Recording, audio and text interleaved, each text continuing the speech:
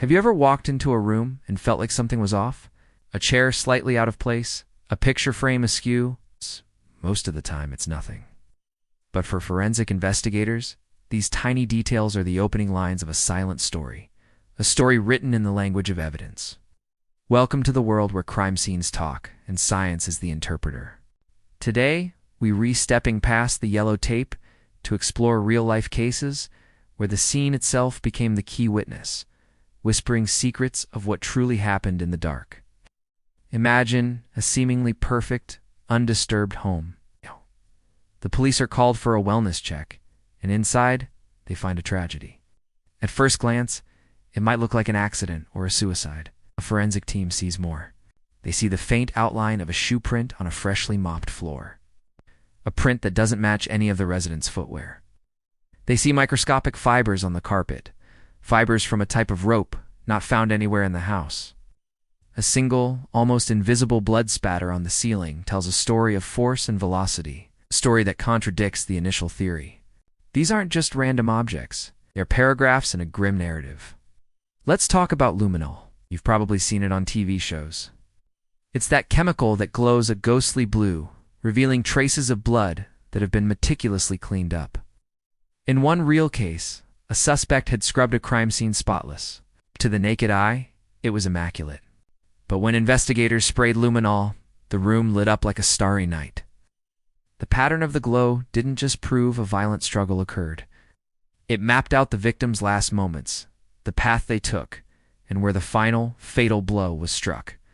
The killer had tried to erase the story, but the blood had left a permanent echo, a chemical whisper that science could hear loud and clear.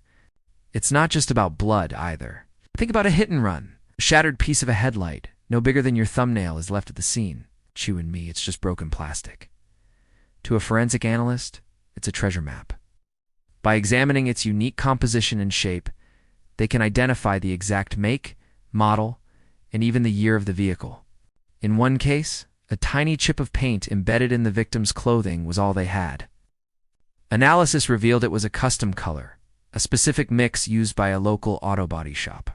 Suddenly, the search for a needle in a haystack became a focused hunt through a handful of repair orders, leading them straight to the car and the driver who thought they had gotten away with it. And what about the evidence you can't even see? At another scene, the air itself held the clues. Investigators took air samples and used a technique called gas chromatography. They found trace amounts of a very specific industrial-grade cleaning solvent. This wasn't something you buy at the local grocery store. It was a chemical used in a particular trade. This clue narrowed down the suspect pool from thousands to just a few dozen individuals who had access to it. The very air in the room was a silent witness, pointing a finger at the perpetrator. Every contact leaves a trace. This is the foundation of forensic science, Locard's exchange principle. A killer might think they've covered their tracks, but they've unknowingly left behind pieces of themselves. A strand of hair, a skin cell under the victim's fingernail, the pollen from a rare flower on their shoes that proves they were at the scene. And just as they leave something behind, they take something with them.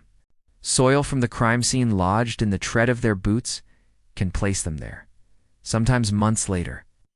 These silent storytellers, the fibers, the prints, the pollen, the chemicals, don't lie. They don't have motives. They'll simply state the facts, reconstructing a timeline of terror with cold, hard science. These cases show us that even when there are no human witnesses, the scene itself holds the truth. It's a complex, dark puzzle, and every piece of forensic evidence is a clue, helping investigators read the last chapter of a life cut short and bring the author of that tragedy to justice. The story is always there, waiting to be told, but you just have to know how to listen. Thanks for joining us on this deep dive into the world of forensics. If you found this fascinating, don't forget to like this video and subscribe for more stories where science uncovers the truth. See you next time.